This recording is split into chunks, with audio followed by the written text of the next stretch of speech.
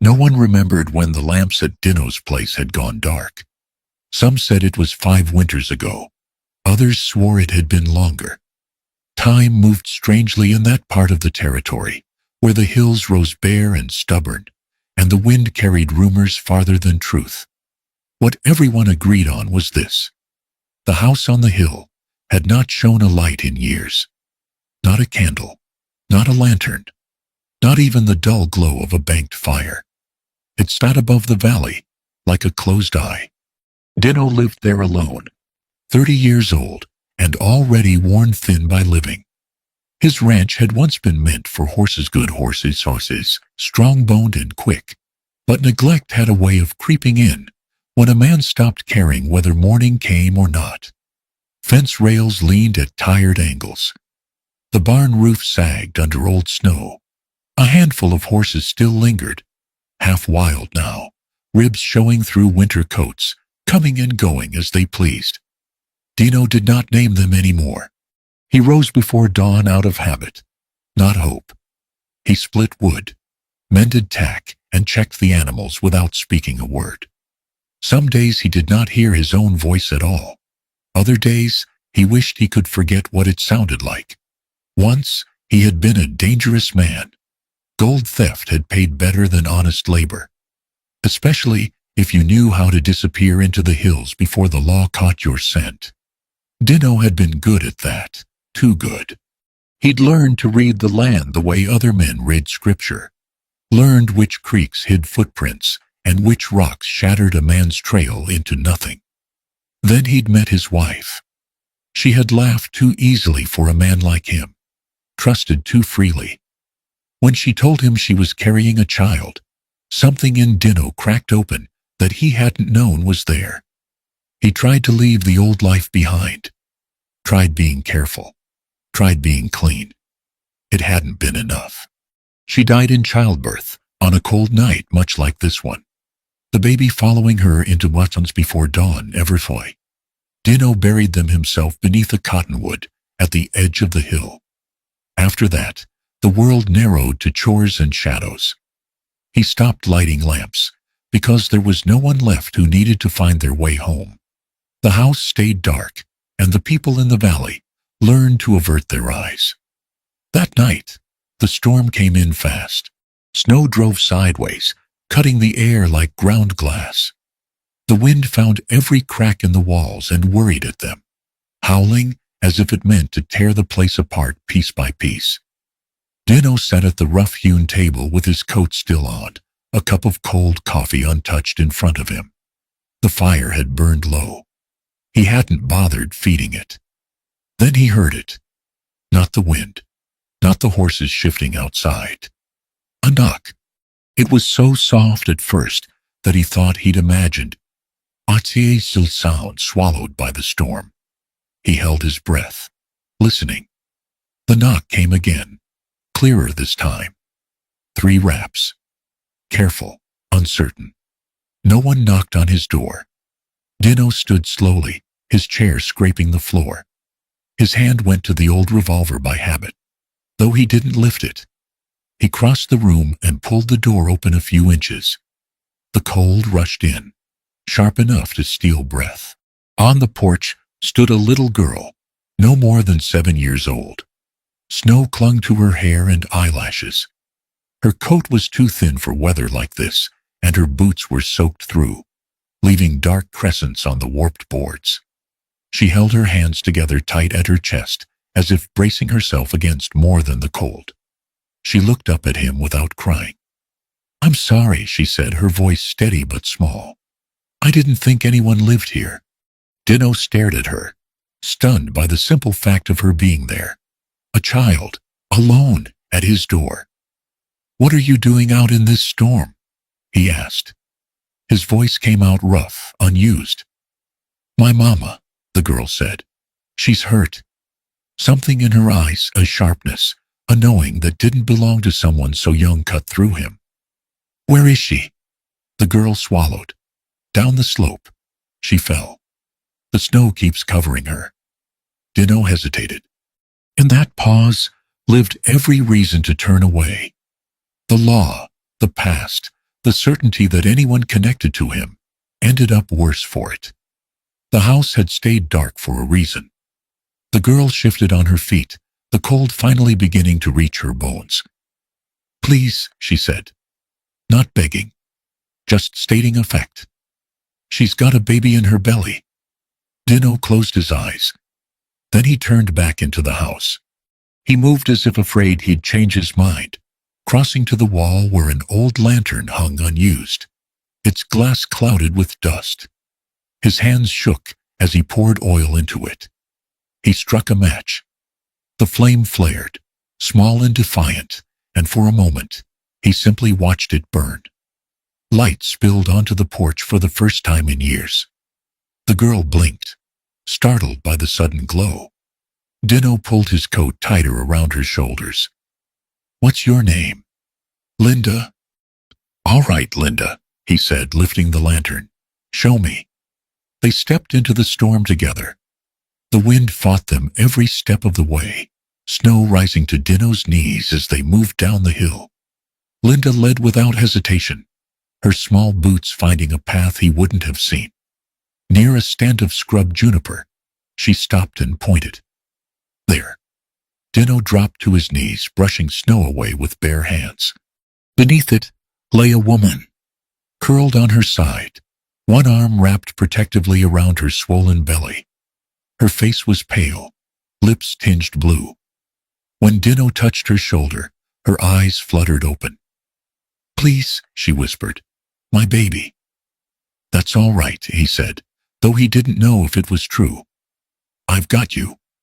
He lifted her carefully, feeling how light she was, how shallow her breathing had become. Linda followed close behind, as he carried the woman back toward the hill, the lantern swinging and throwing long, trembling shadows across the snow. Behind them, the storm raged on. Ahead of them, for the first time in a very long while, a light waited. By the time Dino reached the house, his arms were burning and his lungs felt packed with ice. The woman lay limp against his chest, her breath shallow and uneven. Each one a small sound he listened for like it might be the last. Snow clung to her skirts and hair, melting into his coat and soaking through to the bone. Linda ran ahead and pushed the door open. Warmth thin, but real spilled out from the dying fire. Dino crossed the threshold and shut the storm behind them. For a moment, he simply stood there, holding the woman, as if unsure where to put a living thing in a house that had forgotten how to hold one. "Here," Linda said, already dragging a chair out of the way. "Mama can lay on the bed." Dino nodded and carried the woman into the back room. The bed was narrow and rough, its blanket old and threadbare, but it was dry. He eased her down carefully, keeping one arm beneath her shoulders until he was sure she wasn't slipping away. Her hand twitched, fingers tightening briefly in the fabric of his coat. "Stay," she murmured. "Please." "I'm not going anywhere," he said, surprised to hear the certainty in his own voice. He moved fast then, the way he used to when trouble found him in the hills. He fed the fire until it caught properly, filled a kettle from the pump, and set it to heat. From a battered crate beneath the table, he pulled out his small collection of dried herbs, things he'd learned to use when there was no doctor within a day's ride. He crushed a handful between his fingers, breathing in the sharp, earthy scent. Behind him, Linda hovered close, eyes tracking every movement. "She's cold," the girl said, "and her breathing's wrong." "I know," Dino replied. He knelt beside the bed and pressed 2 fingers gently against the woman's wrist. Her pulse fluttered, quick and weak. "What's your mama's name?" "Hermaine." "Hermaine," he said softly, leaning closer. "Can you hear me?" Her eyes opened a fraction. "My husband." Her voice broke, and she shook her head, as if the rest of the sentence was too heavy to carry. "We'll talk later," Dino said. "Right now, you need to rest." He wrapped her in blankets and placed a warmed stone near her feet. Her shivering eased a little, but the tightness in her face did not. One hand stayed pressed to her belly, thumb moving in slow, worried circles. Dino turned to Linda. "I need to get some water in her. Warm, not hot." Linda nodded once. "There's a plant by the creek," she said. "Mama showed me.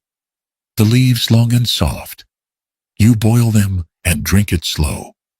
It helps." Dino hesitated. He knew the plant she meant. He'd used it once, years ago, for a miner who'd taken a bad fall. "You sure?" "Yes," Linda said. There was no doubt in her voice. "I'll make it." She climbed onto a stool by the stove, hands steady as she dropped the leaves into the kettle. Dino watched her work, something twisting in his chest. She moved with purpose, like someone who had learned early that panic didn't help. When the water was ready, Linda poured it into a tin cup and held it with both hands. Dino helped lift Hermaine's head. "Small sips," he said. Hermaine drank obediently, eyes closing again when the cup was empty. Within minutes, the strain in her breathing eased, the lines in her brow smoothing just a little. Exhaustion claimed her, and she slipped into sleep. Linda sat down on the floor beside the bed, knees drawn up to her chest. She didn't take her eyes off her mother. "You should sleep," Dino said quietly.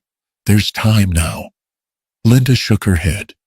"If she wakes up and I'm not here, she won't be alone," he said. "I'll be right here." The girl considered this, then leaned her head back against the bed frame, eyes still open. "Just for a minute," she said. The storm battered the walls through the night. Wind moaned in the eaves.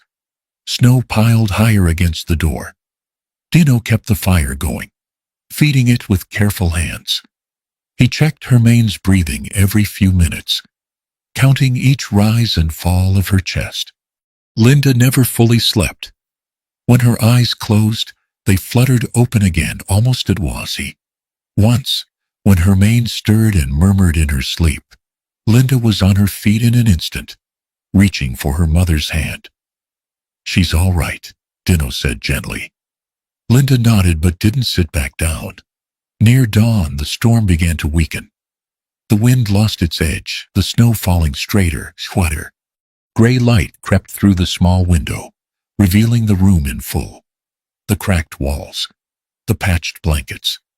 The man and the child keeping watch over a woman who breathed more easily now. Hermaine woke with a start, eyes wide and unfocused. "Where?" "You're safe," Dino said. "You're in my house." She took in the room, then Linda's face, then her own hand resting on her belly. Her breath caught. "The baby?" "Still there," Linda said quickly, and moving. Tears slid down Hermaine's cheeks. "Thank God." She looked at Dino then, really looked at him.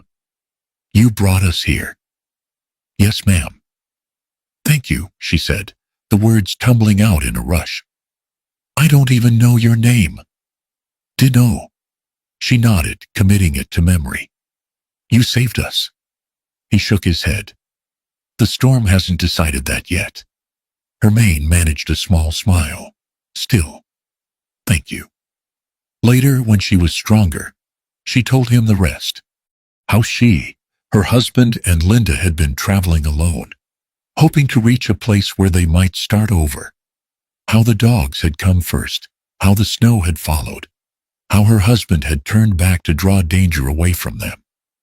"He told me to keep going," she said, voice trembling, "to protect the children." Dino listened without interruption. When she finished, he said only, "He did right by you." Silence settled between them, heavy but not unkind. "You can stay," Dino said at last. "Until the baby comes, until you're ready to go." Hermaine's eyes filled again. "I won't be a burden." "You won't," he said, "and you'll help if you can." "That's enough." Linda reached for his hand without thinking. He froze for a heartbeat, then let his fingers close gently around hers. Outside, the snow lay thick and quiet, covering the tracks of the night. Inside, the lamps stayed lit. Morning came thin and pale. The kind of light that didn't warm so much as remind you the night had finally loosened its grip. Frost feathered the inside edges of the window, and the house smelled of wood smoke, boiled herbs, and damp wool drying near the fire. Dino had not slept. He sat at the small table with his coat still on, a tin cup cooling between his hands. Every so often he glanced toward the back room, listening for the sound of breathing, steady now, slower than it had been. Each time he heard it, something in his chest eased just a fraction. Linda stirred first. She had fallen asleep sitting upright against the bed frame sometime before dawn, her head tipped forward, braids slipping loose.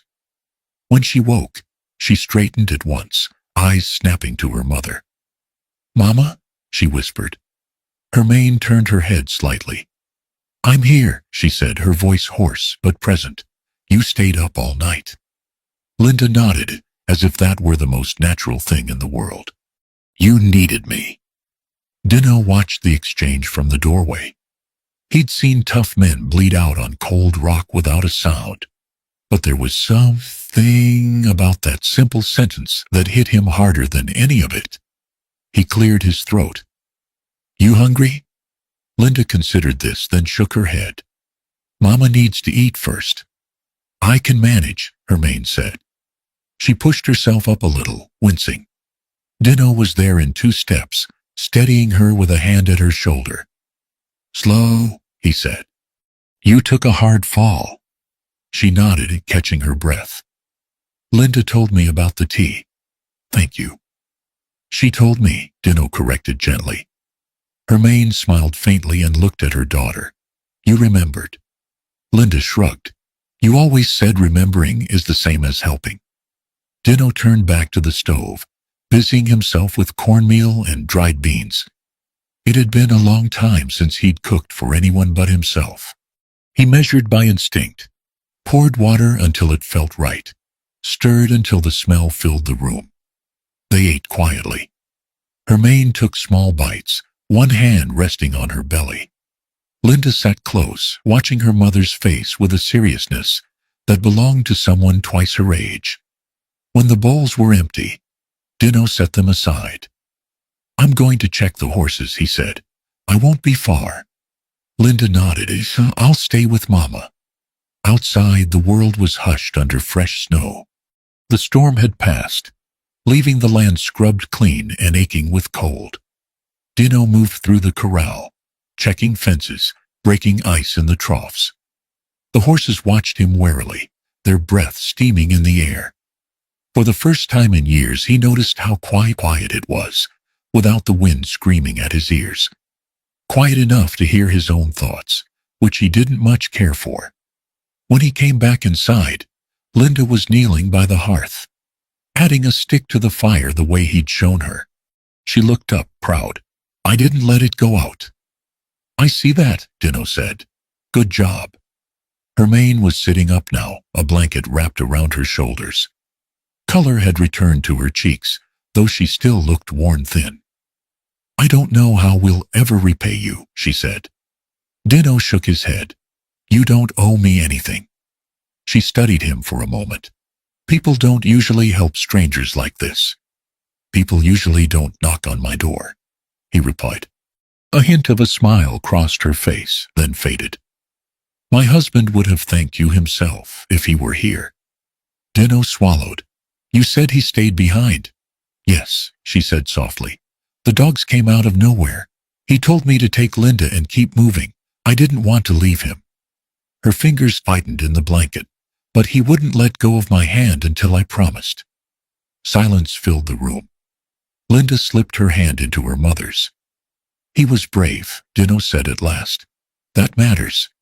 Hermione nodded, tears slipping free despite her effort to hold them back. Linda leaned against her, offering quiet comfort. The days that followed settled into a careful rhythm. Dino repaired what he could around the house. He widened the narrow doorway to the back room, so Hermione wouldn't have to turn sideways to pass through. When the hammer slipped and caught his foot, he bit back a curse and laughed at himself. The sound rusty but real. Linda made herself useful, wherever she could. She fed the chickens, swept the floor, and followed Dino like a shadow when he worked the fence, asking questions about everything from horse tack to the shape of clouds. Once, he found her perched on the barn roof, legs swinging. "Linda," he shouted, "get down from there." "I just wanted to see how far you can see," she called back cheerfully. She slipped on the way down and landed in a pile of straw, sending the horses skittering in alarm. Linda emerged laughing, straw in her hair, completely unhurt. Her mane scolded her between relieved breaths. Dino shook his head, unable to hide his smile. At night, the lamps stayed lit. It felt strange at first, the glow filling rooms that had long known only shadow. Dino found himself waking in the dark, startled by the sight of light, heart racing as if he'd been caught doing something wrong. Each time he forced himself to breathe and let the moment pass. One evening, as snow began to fall again, lighter this time, Dino found Linda sitting at the table, tracing shapes in a patch of spilled flour. "What are you making?" he asked. "A map," she said, "so Mama knows where we are." Dino crouched beside her. "You already know where you are." She looked up at him, serious. "Sometimes people forget." The words stayed with him long after she'd gone to bed. That night, her mane woke with a sharp intake of breath. Linda was at her side instantly, calling Dino's name. He came running, heart pounding. But it passed quickly, a false alarm. Just the baby shifting. Still, the fear lingered. Later, when the house was quiet again, Dino sat at the table and stared at the lantern. He remembered the years he'd kept it dark, convinced that light was a promise he couldn't keep. Now, a woman and a child slept under his roof. Another life waited to be born. Linda had stayed awake when it mattered most. So had he. Outside, the horses shifted in their stalls. Inside, the fire crackled low and steady. Dino reached out and turned the wick just a little higher, letting the light grow. For the first time since he could remember, he didn't feel like turning it down again. Winter loosened its hold a little at a time, never all at once. The snow retreated from the south-facing slopes first, leaving behind dark patches of earth that steamed faintly in the weak sun. The nights were still hard and cold, but the days carried a promise Dino hadn't felt in years. Her mane grew stronger with each passing morning. She insisted on helping, even when Dino told her to rest. She swept the floors slowly, stopping when her back tightened. She mended torn shirts by the window, needle flashing in the thin light. She cooked when she could, favoring simple meals that stretched what little they had. Beans simmered with onion, bread baked flat and warm on the hearthstone. "I don't want to just take," she said one afternoon, pausing to catch her breath. "I need to earn my keep." "You already are," Dino replied, "by staying alive." She smiled at that, though her eyes searched his face as if weighing the truth of it. Linda flourished. The ranch gave her space to run, things to climb, animals to watch. She learned the horses' moods quickly, which ones would shy and which would tolerate her small hand on their necks. She asked Dino endless questions, most of them thoughtful, some of them impossible. Why do hills never look the same from far away? Do horses dream? Did my papa ever come this way? Dino answered what he could and admitted when he didn't know. He found he liked the sound of his own voice better when it was answering her. One afternoon, while Dino worked on a new bed frame for Hermione and Linda, the hammer slipped and caught his foot square. He sucked in a sharp breath and hopped backward, swearing under his breath. Linda clapped a hand over her mouth. "I'm sorry, did I distract you?" He waved her off, grinning through the pain.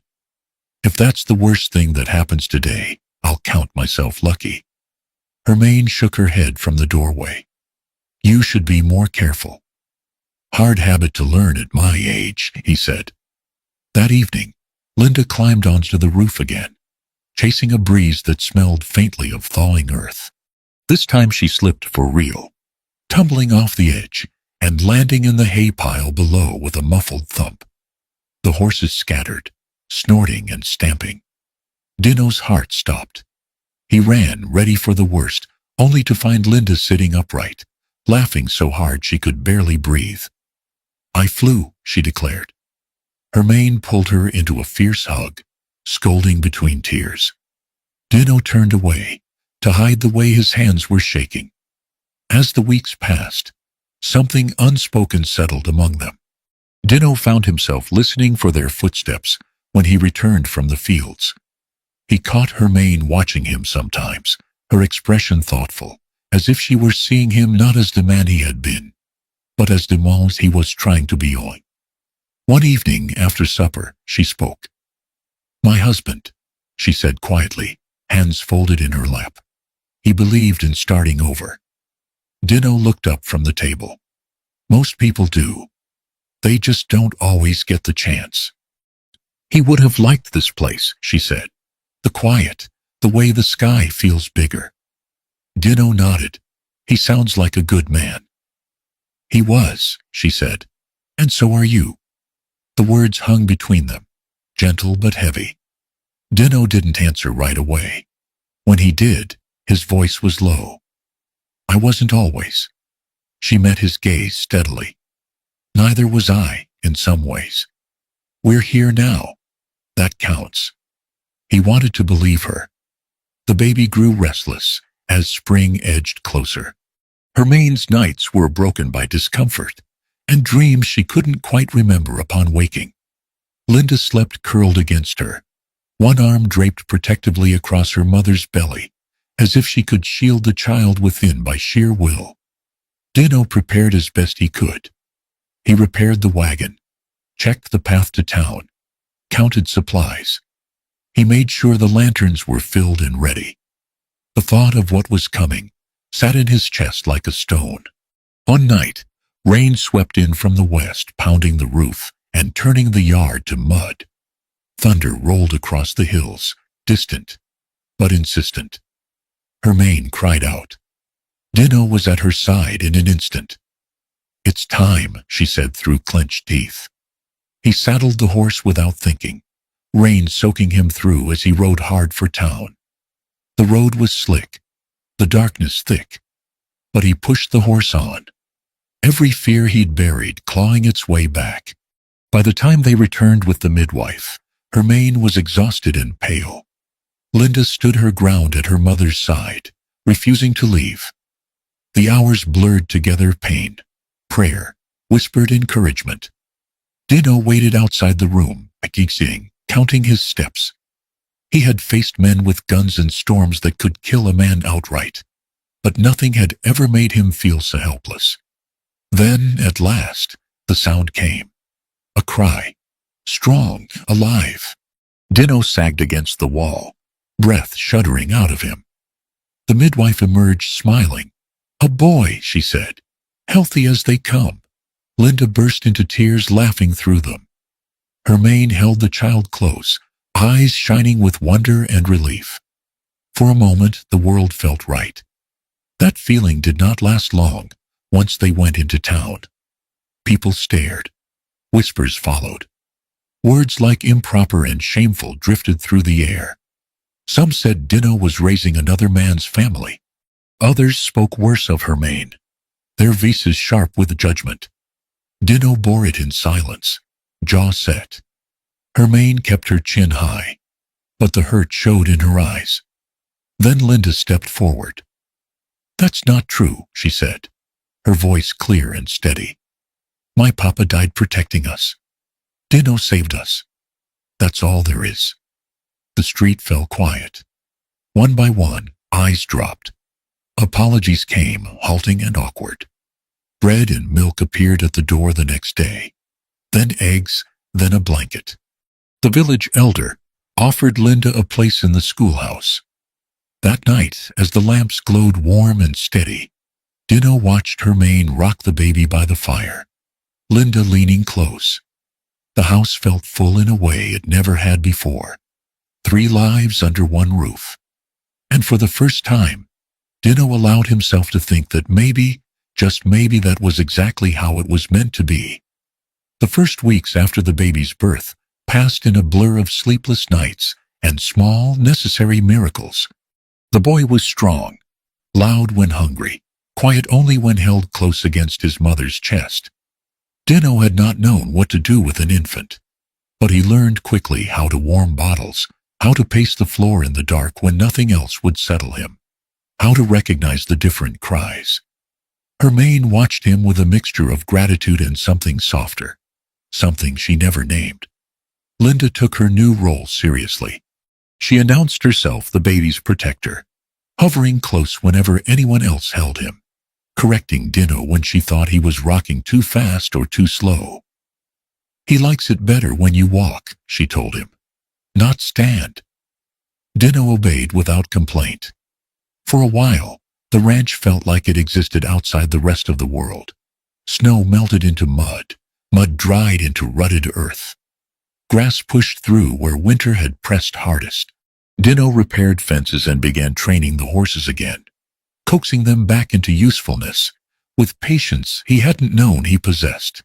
But they could not stay hidden forever. Supplies ran low. The baby needed cloth, soap, and medicine. Hermione needed things the ranch could not provide it. So one clear morning, Dino hitched the wagon and headed toward town with Hermione beside him, and Linda perched between them, the baby wrapped tight in a blanket. They felt it before they heard it.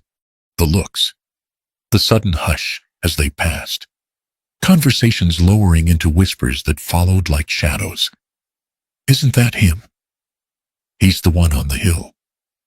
That woman's got nerve." Hermione kept her eyes forward, back straight, despite the ache that lingered from childbirth. Dino held the reins tight, jaw set. Linda's small body stiffened. At the general store, the silence pressed in thick as dust. Dino paid without argument. He did not look at anyone longer than necessary. Outside, a man Dino recognized stepped forward, arms crossed. "That boy," he said, nodding toward the bundle. "He yours?" Dino answered evenly. "He's under my roof." The man snorted. "Looks white enough to me." Hermione's breath caught. Linda's hands balled into fists. Dino leaned forward, voice low. "You best mind your business." The man held his ground for a moment longer, then stepped back, muttering. The ride home was quiet. At the ranch, Hermione finally spoke. "They'll never stop talking, will they?" Dino didn't answer right away. "People talk when they don't understand something," he said at last. "Sometimes they talk because it's easier than being kind." Linda looked up at him. "They're wrong." "Yes," he said. "They are."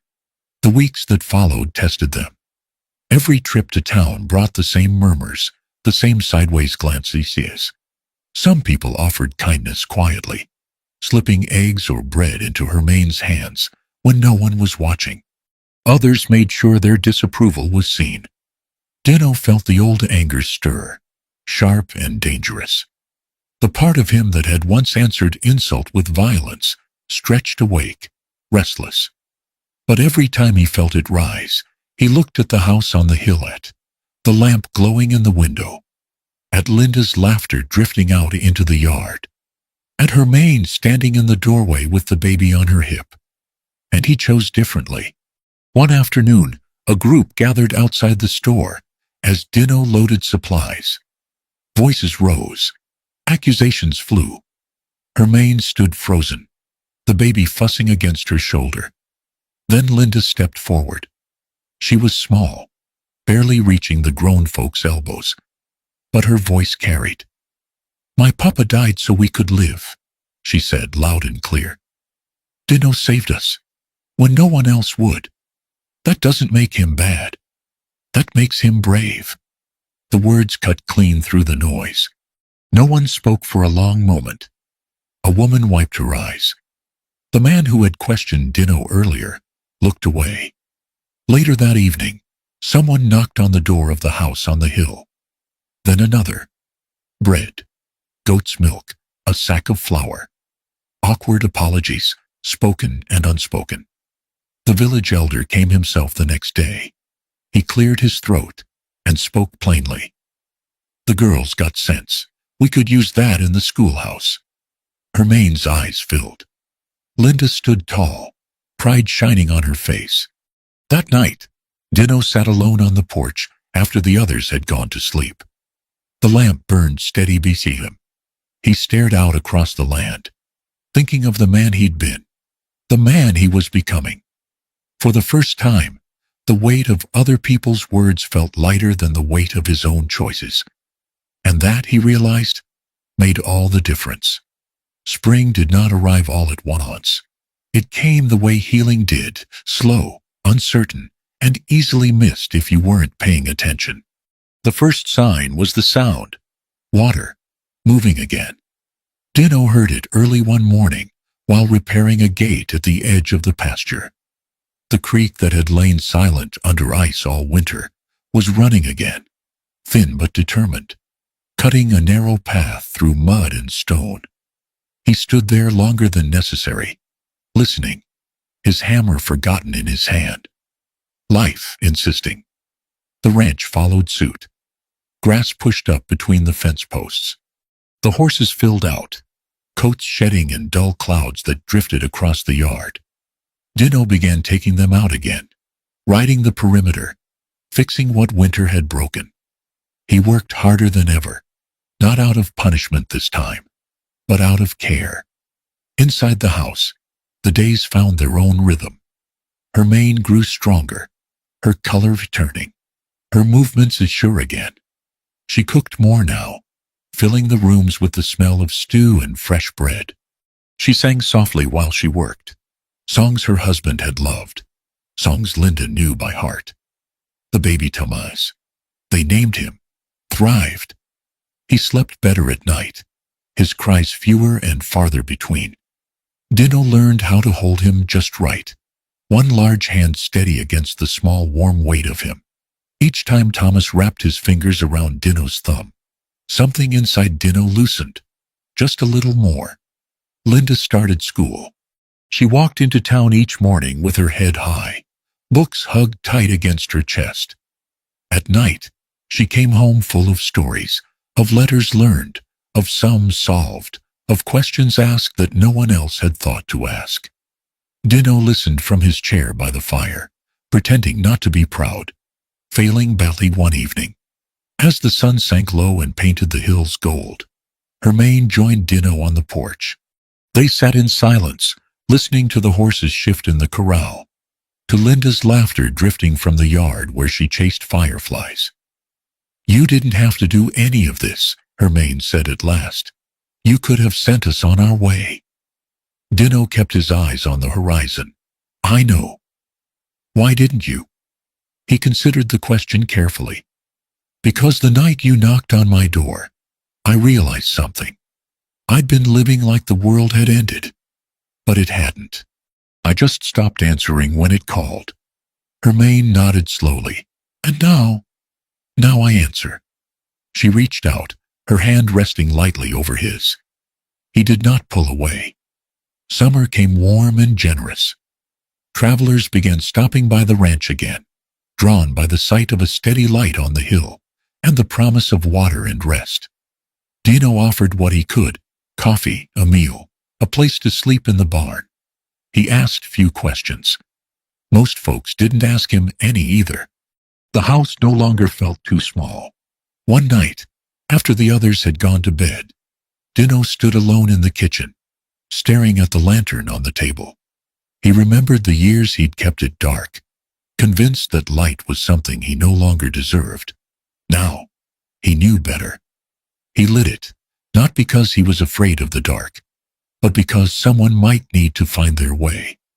Later that week, Dino rode into town alone. He went to the sheriff's office, dismounted, and stepped inside. The air smelled of dust and old paper. The sheriff looked up, surprise flickering across his face. "I know who you are," the man said carefully. Dino nodded. "I reckon you do." They talked a long while. about the past, about debts owed, about time served in silence. When Dino walked back out into the sunlight, he felt lighter than he had in years. Some things, it turned out, could be faced head-on. That evening, as stars pricked the sky one by one, Linda climbed onto the porch rail beside him. "You okay?" she asked. He smiled. "I am." She held up the lantern. "I like this one best." "Why's that?" "Because it stays on," she said simply. Dino laughed, the sound easy and unburdened. Hermione watched from the doorway, Thomas asleep against her shoulder, her eyes warm and knowing. They stood together as night settled around them, not empty, not threatening, but full of breath and laughter, and the steady glow of a home that had chosen to live again. Long after the valley below went dark, the light on the hill remained, not because it had to, but because now someone always lit it. And so the light on the hill never went dark again, not because the night was gone, but because hope had learned where it belonged. If this story touched your heart, please subscribe, like, share, and leave a comment so I can keep bringing you even more meaningful stories. Thank you all so much for listening.